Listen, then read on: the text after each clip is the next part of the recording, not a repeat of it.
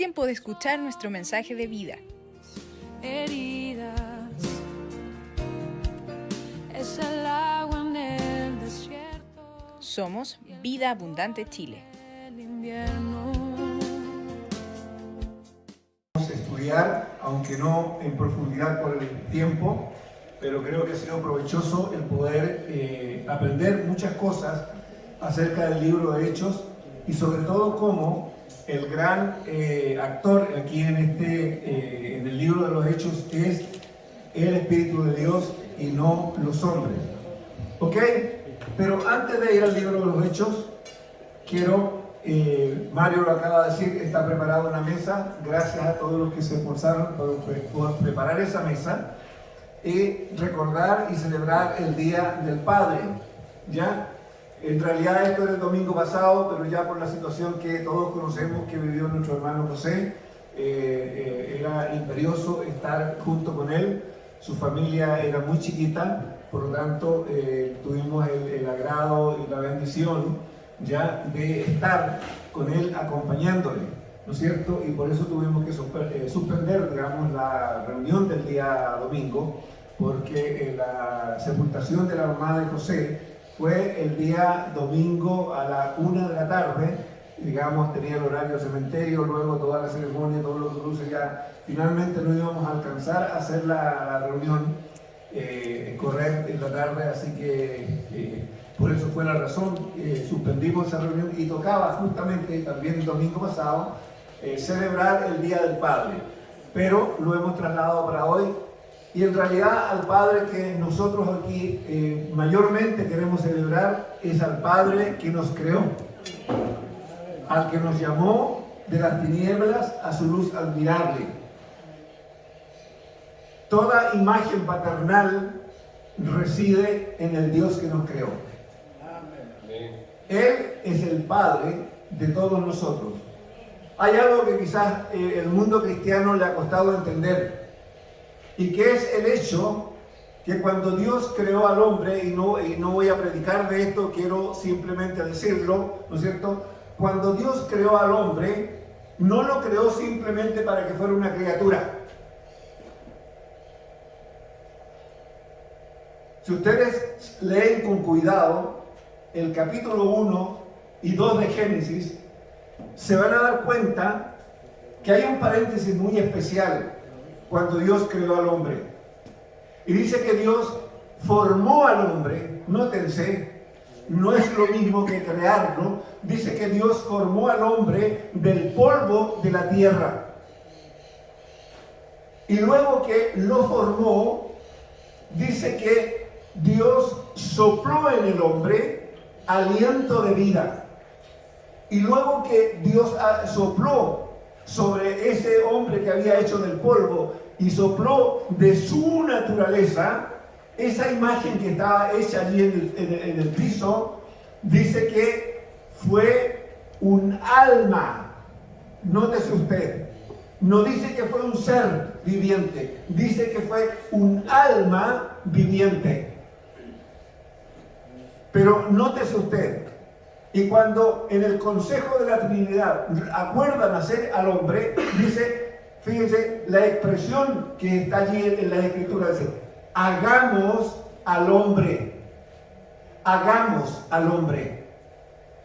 Y nótense las características que da. Dice, a nuestra imagen, conforme a nuestra semejanza. Si usted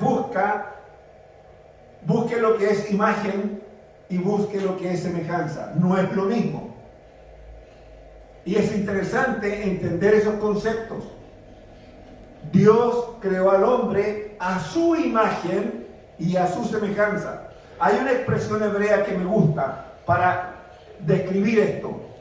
Y ellos dicen, los hebreos dicen, que el hombre fue hecho como una sombra de Dios. Me gusta eso. ¿Saben por qué? Porque todos hemos tenido la oportunidad de caminar al sol, ¿verdad? Y hemos visto que cuando el sol nos pega de acá, nuestra sombra se refleja acá. ¿La sombra es idéntica a nosotros o se parece? Se parece. pero no es idéntica. Lleva nuestra imagen, lleva nuestra semejanza, ojo, pero no es igual.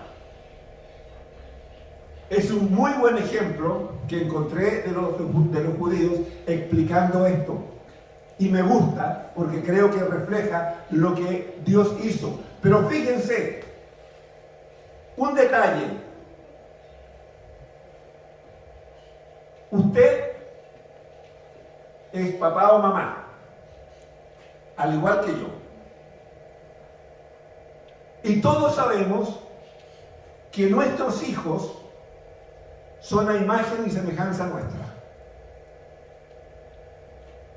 Llevan un porcentaje del carácter y de la forma del padre y otra de la madre. ¿Cuándo ocurrió esto? Cuando hubo la fusión entre el óvulo y el esperma. Allí se juntaron los cromosomas y nació otro ser vivo que refleja la imagen y la semejanza de los padres. Así traspasamos nosotros nuestra imagen y nuestra semejanza a nuestros hijos, y así los hijos de nuestros hijos, y así sucesivamente. Pero nótense lo que Dios hace allí en el Génesis. Dios lo formó, le dio su imagen, y luego Él sopló y transmitió su naturaleza.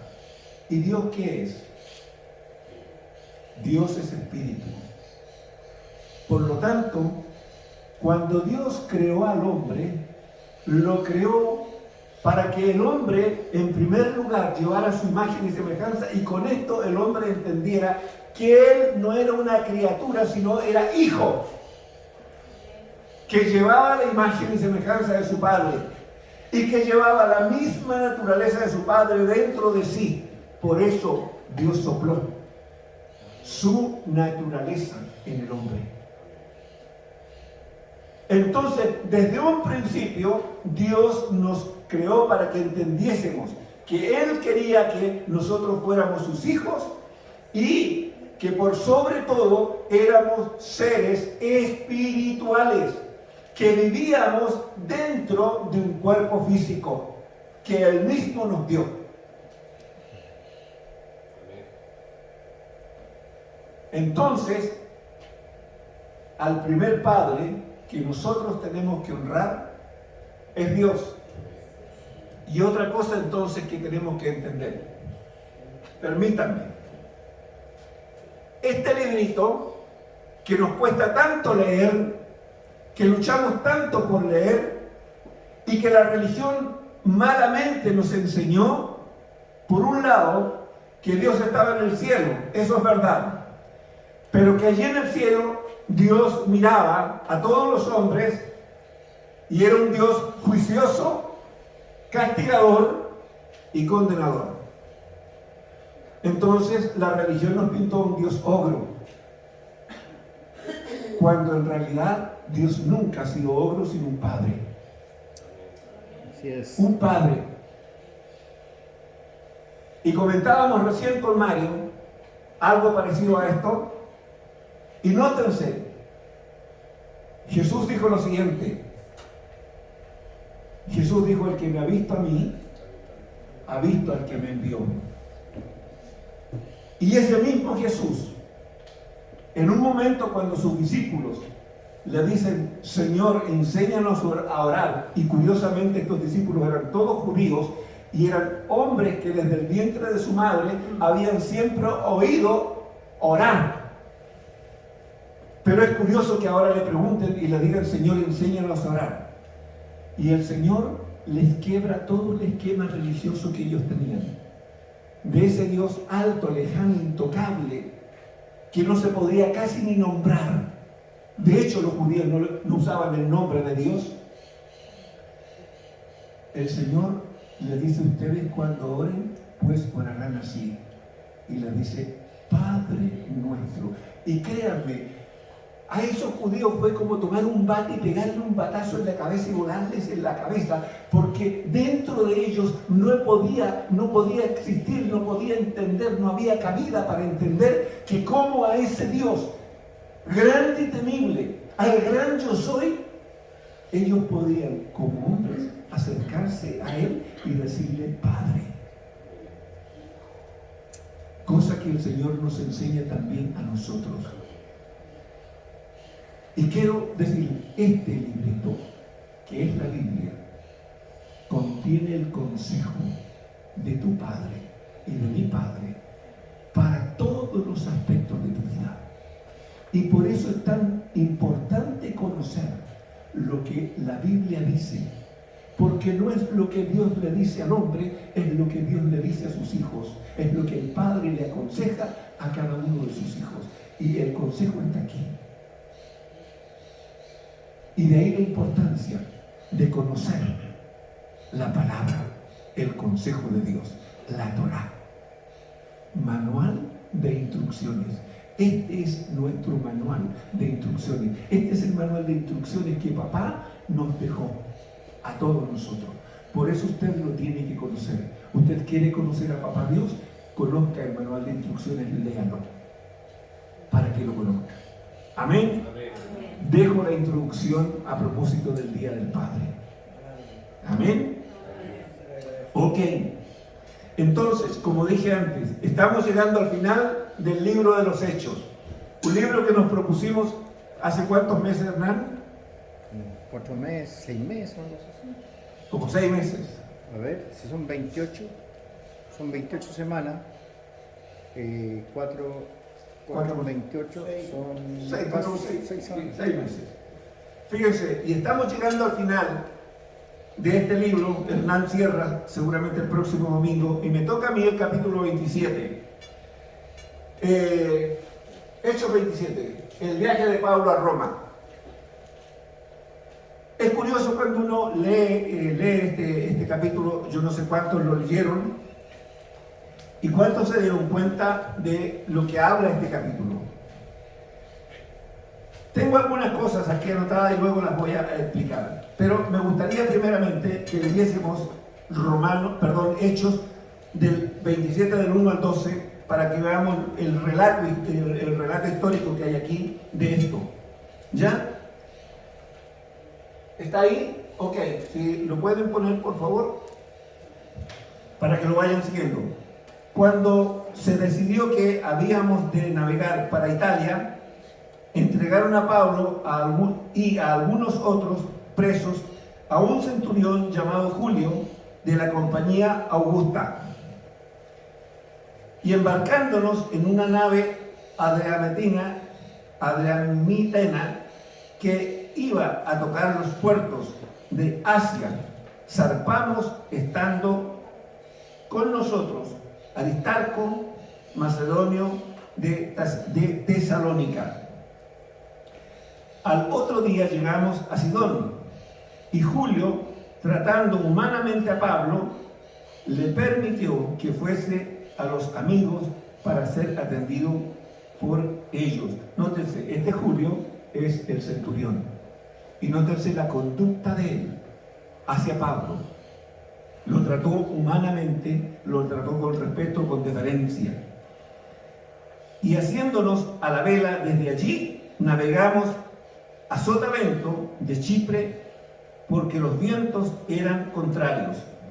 Y habiendo atravesado el mar frente a Cilicia y Panfilia, arribamos a Mira, ciudad de Licia.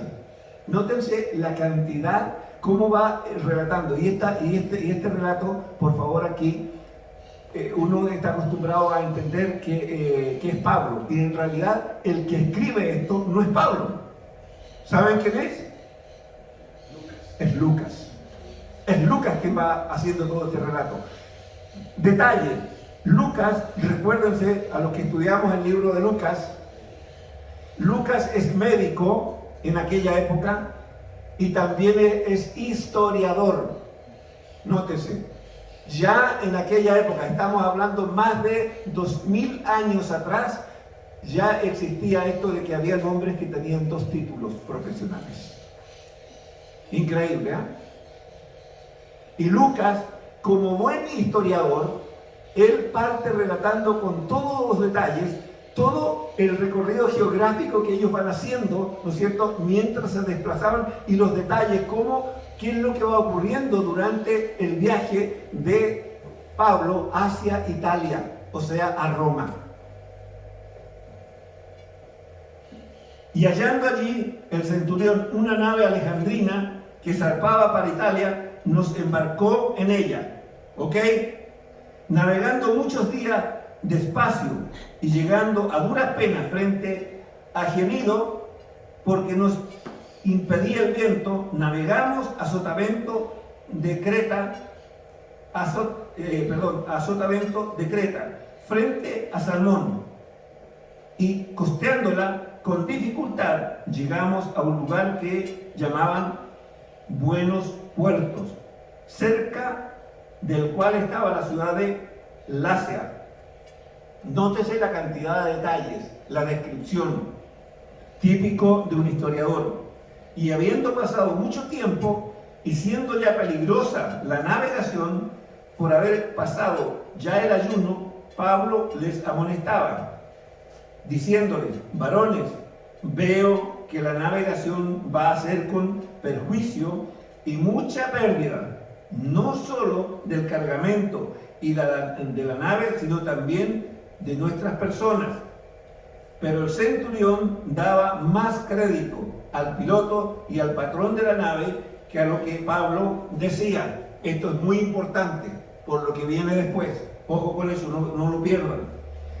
Y siendo incómodo el puerto para invernar, la mayoría acordó zarpar también de allí, por si pudiesen arribar a Fenice, puerto de Creta que mira al nordeste y sudeste, e invernar allí.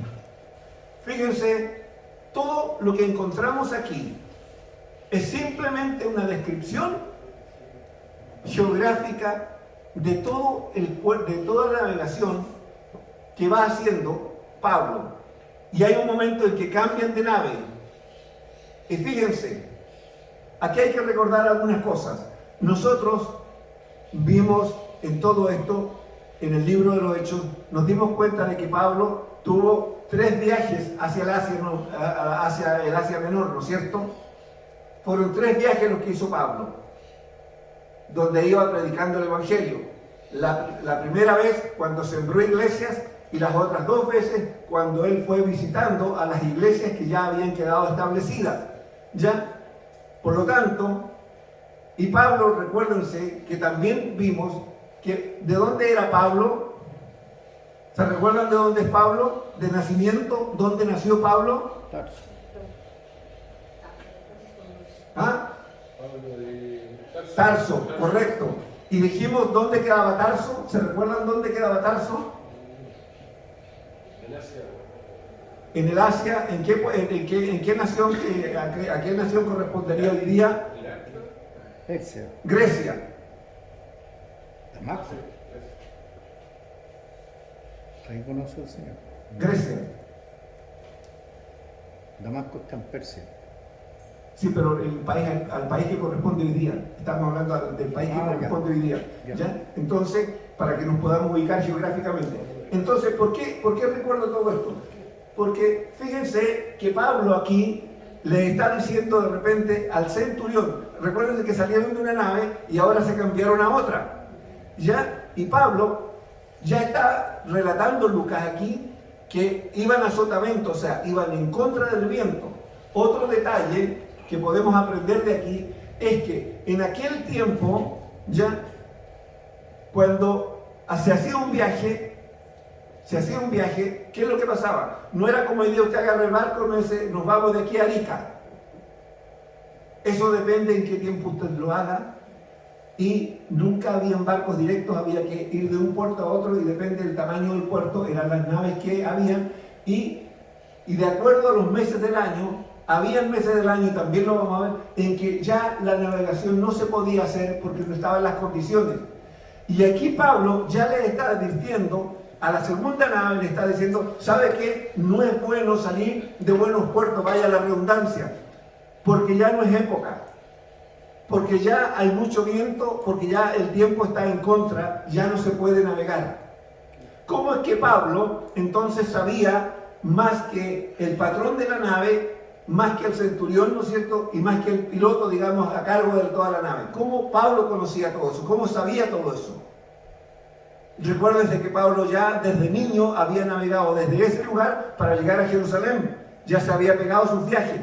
Y luego ahora como misionero, ¿no es cierto? Pablo vuelve a viajar. Entonces Pablo era un hombre conocedor de toda la zona y era un tipo que sabía en qué tiempo se podía navegar y en qué tiempo no. Y aquí, curiosamente, él le advierte tanto al centurión, al patrón de la nave y al piloto de la nave, por decir, le dice, ¿sabe qué? No es bueno salir de aquí porque vamos a tener pérdidas. Y vamos a tener pérdidas grandes, se los advierte. ¿Por qué? Porque los tiempos no son buenos. ¿Qué podemos rescatar de aquí? Nótese usted que el primer Julio, que es el primer centurión, a Pablo lo trata muy bien. Y uno cuando va viendo, dice, es curioso que los centuriones de aquel tiempo, había muchos centuriones que trataban muy bien a los cristianos. Esos centuriones que eran centuriones romanos trataban mejor a los cristianos y trataban en este caso mejor a Pablo que los mismos judíos. Ojo con eso. Dios siempre le puso en gracia a Pablo delante de estos hombres. Y vamos a dar cuenta que también a causa de esto, Pablo y los demás presos que iban con él no son muertos porque en un momento también van a intentar matarlos. Pero fíjense cómo Pablo aquí habla con estos hombres, que son los hombres de autoridad sobre la nave, y les advierte que no era bueno abandonar buenos puertos porque iban a tener pérdidas. Y pérdidas no menores, incluso le dijo, incluso van a estar en peligro nuestras propias vidas. Hago un paréntesis. Cuando uno busca y un poco encuentra el relato y la importancia de este capítulo 27, fíjense que hoy día los historiadores de la historia antigua y de la navegación antigua reconocen el capítulo 27 de Hechos como un capítulo histórico, que es el único que registra para esa época cómo era la navegación de la época. No hay ningún otro registro histórico en ninguna parte que dé tantos detalles acerca de los puertos, de los lugares, de los vientos y de los tiempos en que se movían y qué ocurría en cada momento de eso, como el capítulo 27 de Hechos. Hechos es el documento histórico de la navegación de aquel tiempo más completo que existe para los estudiosos de la época, de cómo eran las cosas en aquella época. ¿Ok? De ahí la importancia histórica de este capítulo. Ya, vamos entonces. ¿Qué más? Vamos del 13 ahora al 38.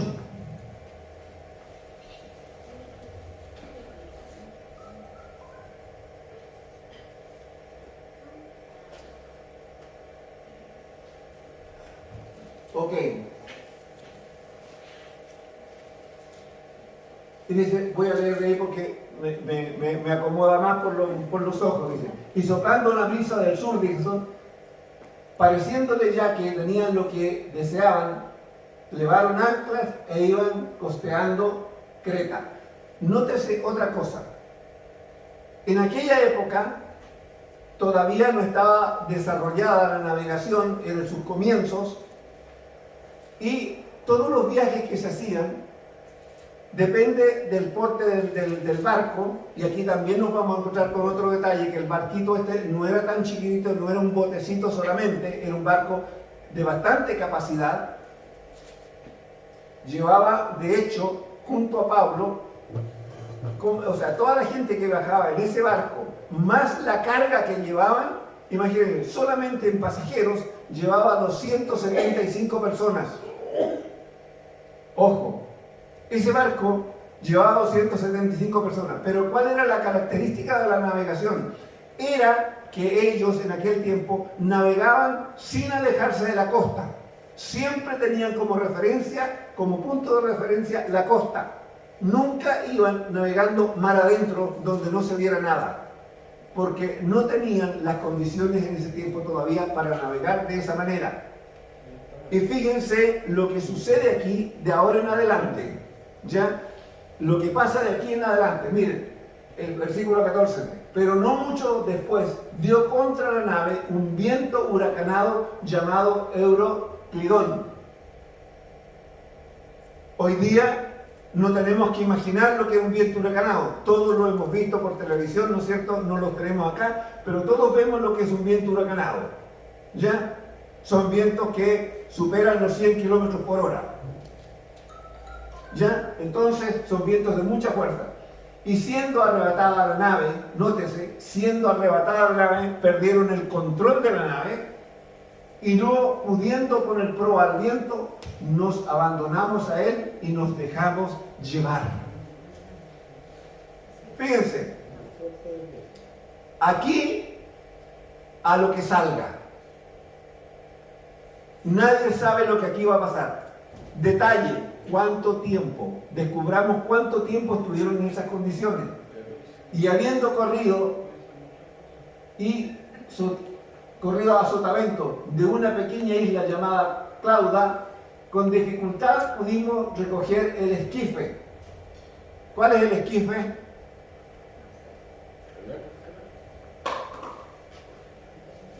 Algo adicional. Porque fíjense, siempre digo, si leemos, pero no entendemos y no sabemos a qué se refiere, entonces, el esquife, recogieron el esquife. ¿Y saben lo que es el esquife? Cuando nos muestran los barquitos pesqueros del sur, llevan un botecito atrás, a la rastra, ¿sí o no? Ese es el esquife, el botecito. ¿Ya? Ese es el esquife, el botecito que va detrás. Y una vez subido a bordo, nótese, una vez subido a bordo el botecito chico, usaron de refuerzo para ceñir la nave y teniendo temor de dar en sirte, arriaron las velas y quedaron a la deriva. Nótense el huracán. Estos tipos se encontraron con un huracán con todo.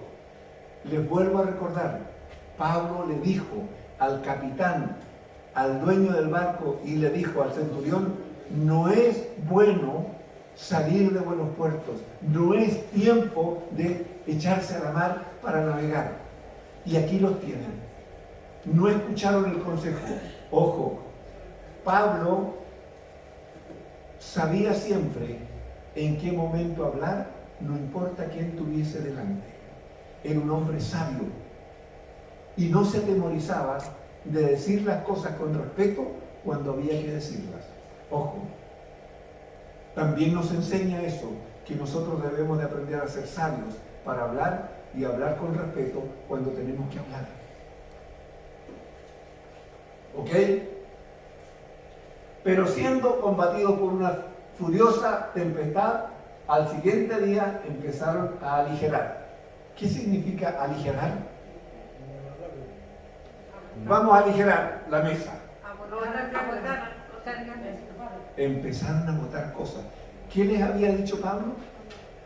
Vamos a tener gran pérdida. Hombre sabio.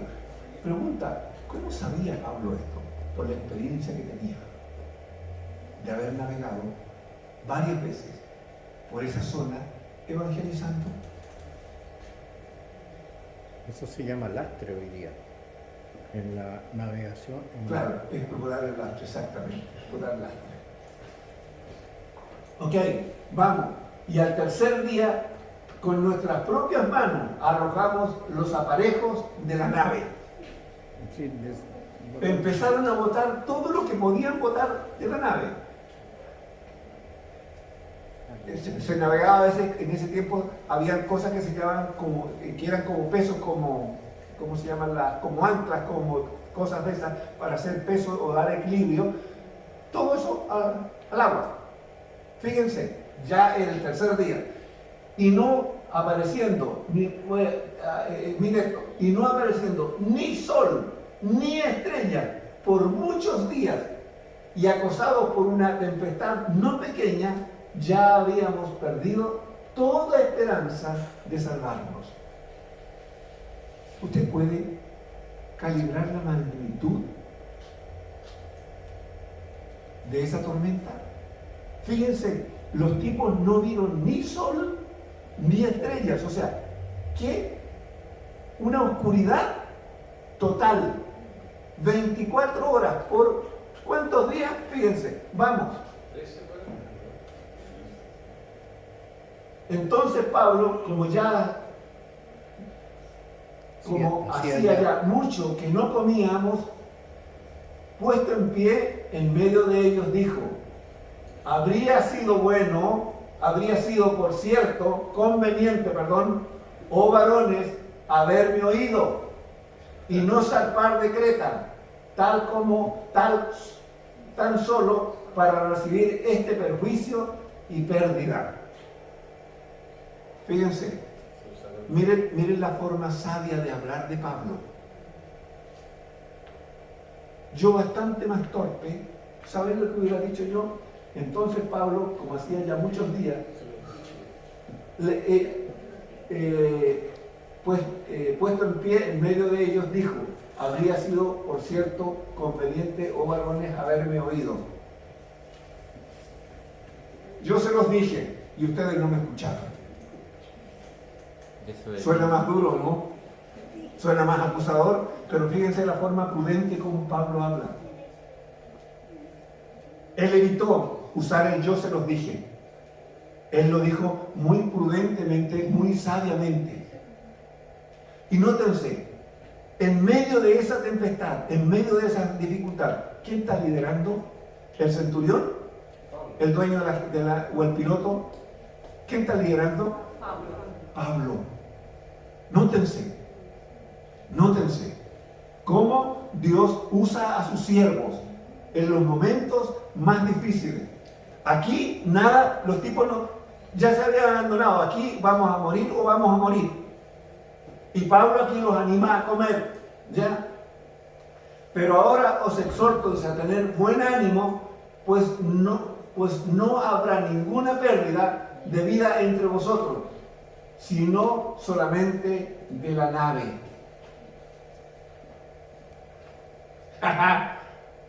¿Cómo Pablo sabe esto?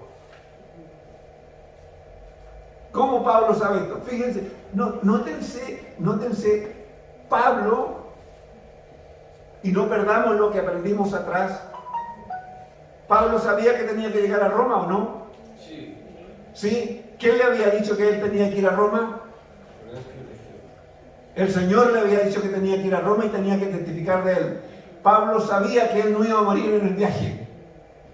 Pablo sabía que él contaba con la ayuda del Señor. Entonces, notemos otra cosa y aprendamos esto. No importa la dificultad que nosotros estemos enfrentando. Si el Señor le dijo a usted: mire, usted va a hacer esto, y antes de llegar a hacer lo que tiene que hacer, se tiene que enfrentar a un montón de dificultades, usted permanezca quieto, permanezca tranquilo, en paz me refiero. Quieto no me estoy refiriendo a no hacer nada, me refiero en paz, estar en paz. Porque si el Señor a usted le dijo que iba a hacer algo con usted, el Señor lo va a hacer, no importa las dificultades que usted enfrente antes de llegar a lograr lo que el Señor le mandó. Obediencia. La obediencia.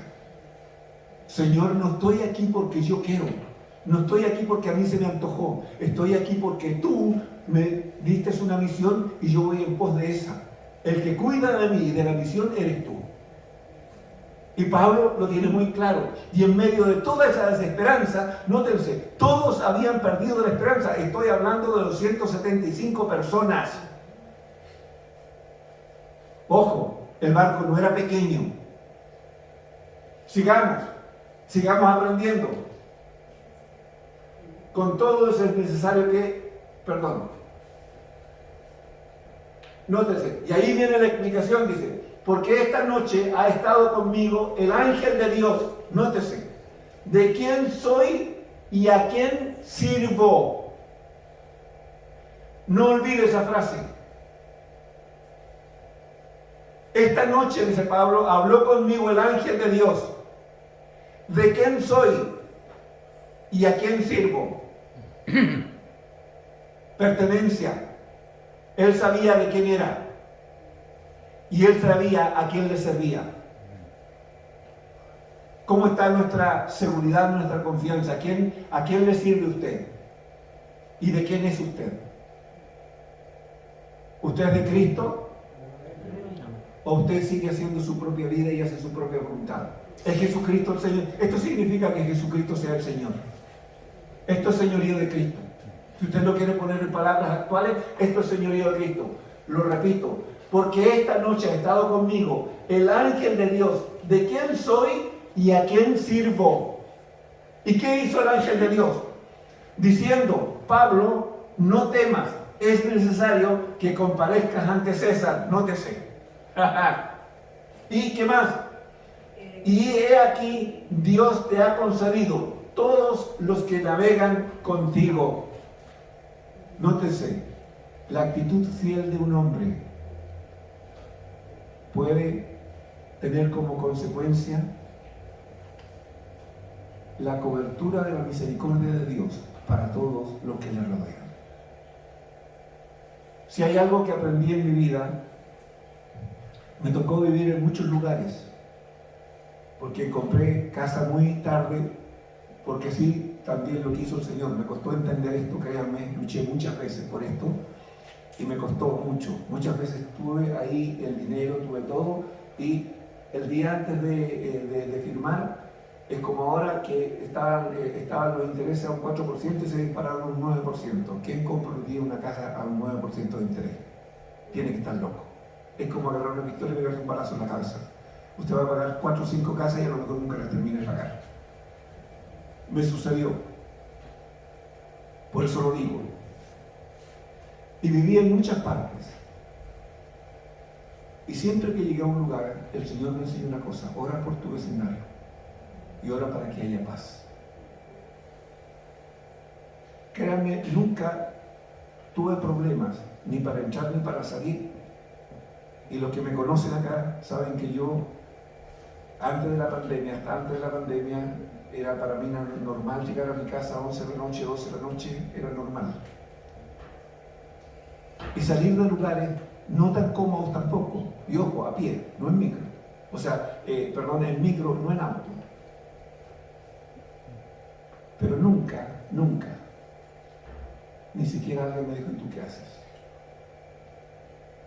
Siempre sentí el cuidado y el respaldo del Señor para con mi vida. Y en el lugar que viví, en los lugares que viví, siempre también ocurrió lo mismo. ¿Por qué? Porque se cumple este principio que Pablo aquí está aplicando. El ángel del Señor, de quién soy y a quién sirvo. Él cuida de ti y Él cuida de mí, si en verdad tú y yo nos ponemos bajo su autoridad para hacer lo que Él quiere que hagamos, no lo que yo quiero hacer para Él. Los que me conocen aquí y me han oído anteriormente, muchas veces he dicho, no es lo mismo hacer la obra que yo quiero presentar a Dios que la obra que Dios me manda a hacer. La obra que yo quiero hacer es mi voluntad, de lo que yo quiero hacer para Dios.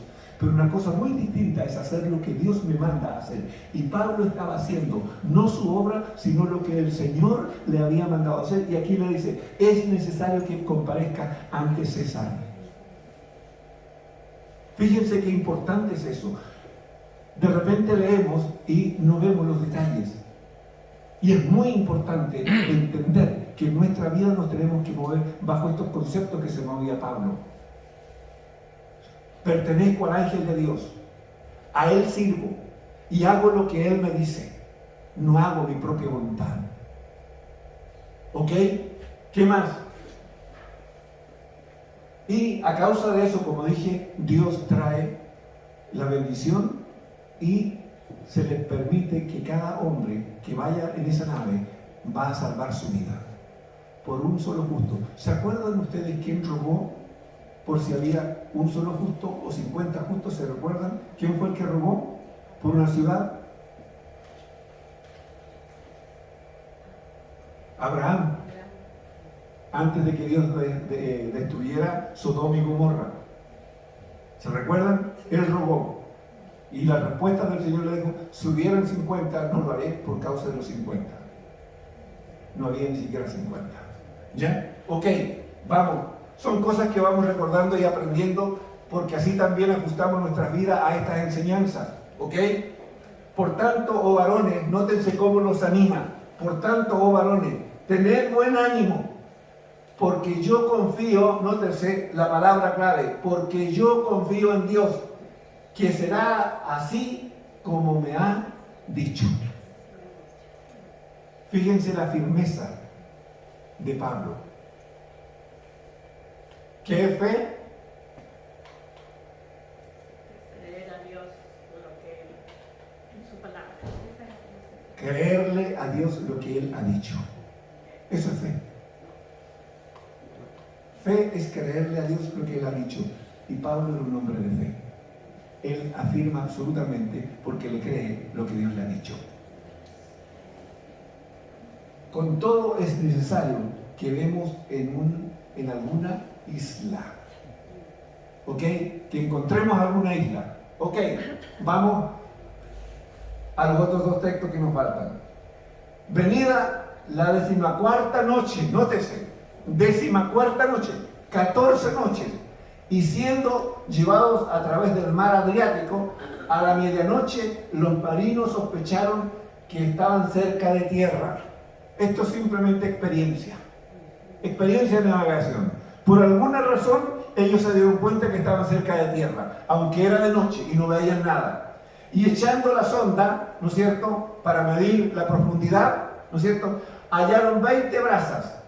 Y pasado un poco más adelante, volvieron a echar la sonda, hallaron 15 brazas. O sea, claramente se estaban acercando a alguna zona de tierra. Y temiendo dar en escollos, echaron 4 anclas por la popa y ansiaban que se hiciese de día. ¿Ok? Fíjense, todo esto es lo que les ocurrió durante la tormenta. Pero vuelvan a recordar, el hombre que no tenía ninguna autoridad, que era además un preso, que iba seguramente encadenado, era el hombre que estaba dirigiendo todo el viaje. Pablo. Fíjense, Pablo. ¿Y por qué Pablo es el que está llevando la dirección y aún animando a todos los demás? ¿Por qué? Porque él sabía a dónde iba y quién lo había enviado. Importante, importantísimo. Ok, vamos entonces del 39 al 44 y cerramos.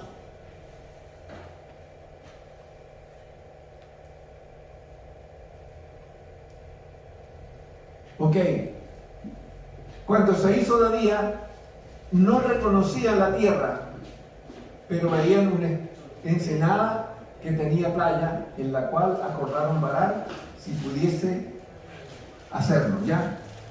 O sea, esto es el naufragio. Fíjense, recién aquí se produce el naufragio, todo lo demás fue el viaje. En medio de una tormenta que duró 14 días, donde no vieron ni sol ni estrellas. Piense usted lo que es eso. O sea, donde hay un oleaje y un viento espantoso, 24/7 por 14 días, piense usted qué estaría pensando usted, qué estaría diciendo yo. ¿Qué hice? ¿Por qué Dios me tiene metido en esto?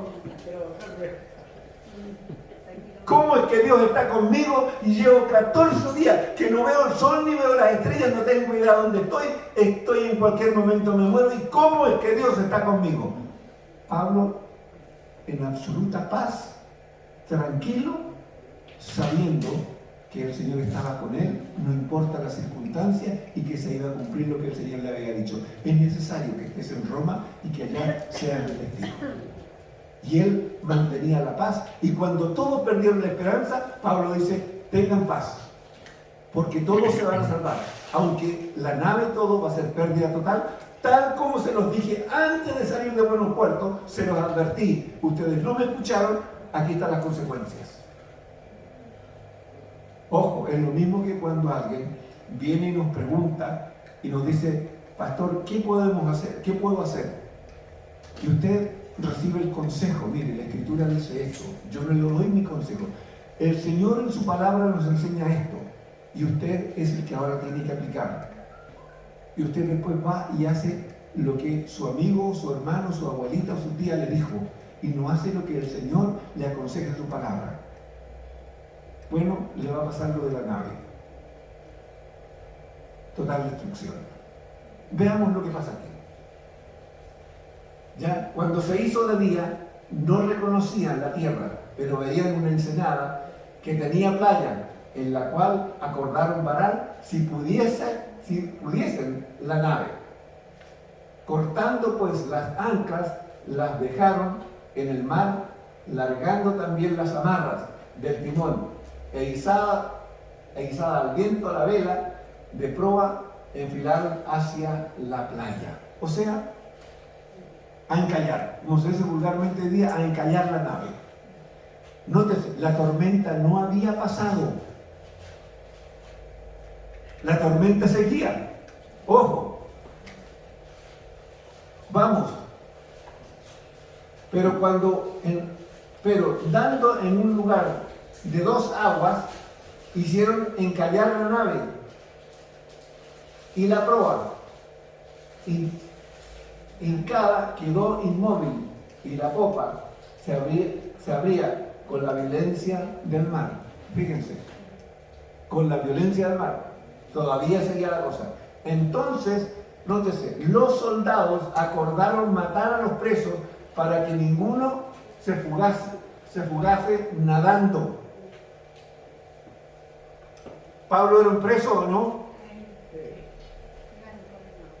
¿Saben ustedes por qué los soldados preferían matar a los presos?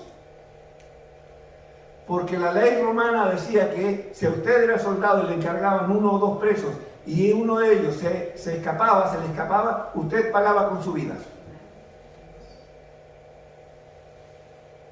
Simple. No había vuelta. Nótese quién interviene. Vamos. Y ya estamos por terminar. Pero el centurión, nótese, queriendo salvar a Pablo, fíjense,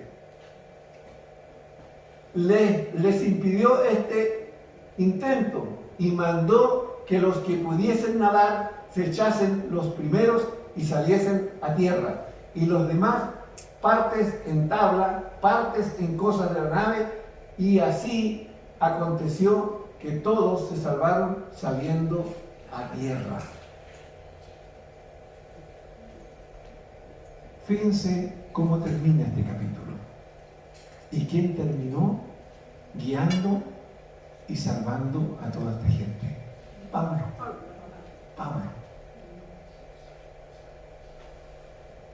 Aprender a ser un hombre que anda bajo la autoridad de Dios, en obediencia, sabiendo que su vida no le pertenece y sabiendo que él está haciendo lo que el Señor le mandó. Mientras él se mueva en esa perspectiva y nosotros aprendamos a movernos en esa misma perspectiva, andando bajo la autoridad de Jesús, siendo Jesús el Señor de mi vida, y Señor significa amo, dueño, juez, Dios, máxima autoridad de mi vida. O sea, no hago nada por mi propia cuenta sin que el Señor primeramente me diga. Por eso dije delante, este es el manual que tiene papá para ti y para mí y para todos nosotros. Aquí está el manual, aquí está el consejo. Por eso los judíos llaman a esto Torá. Manual de instrucciones significa la palabra Torá. Manual de instrucciones. Este es nuestro manual de instrucciones que papá nos entregó. ¿Para qué? Para que sea cual fuere la circunstancia en la que nosotros estemos viviendo, sepamos qué debemos hacer. Y si es duro y es difícil, al igual que Pablo, tengamos la misma confianza de que el ángel del Señor está con nosotros y Él es el que nos va a sacar adelante, no importa las circunstancias. Así que, amados, les dejo esta palabra para que la lean, la mediten, ¿no es cierto? Porque tiene harto de enseñanza y de aplicación. La vida, hay momentos que vienen grandes tormentas, donde pasan muchos días en que no vemos sol ni estrellas. Son días duros, días amargos, días de pena, de dolores, de tristezas, de angustia, de soledades, donde parece que todo el mundo nos abandonó. Y todo lo que nos llega a nuestro alrededor son problemas. Son días cansadores, días agotadores, días que quisiera que nunca vinieran. Pero usted y yo vamos a vivir esos días. Son los días de nuestra tormenta. Confía en el Señor. Ponga todo en manos de Él y espere que Él lo aconseje y le guíe. No tome decisiones por su propia cuenta. Porque el que conoce y sabe todas las cosas es el Señor. Que Jesús sea el Señor de señores sobre su vida. Dios le bendiga.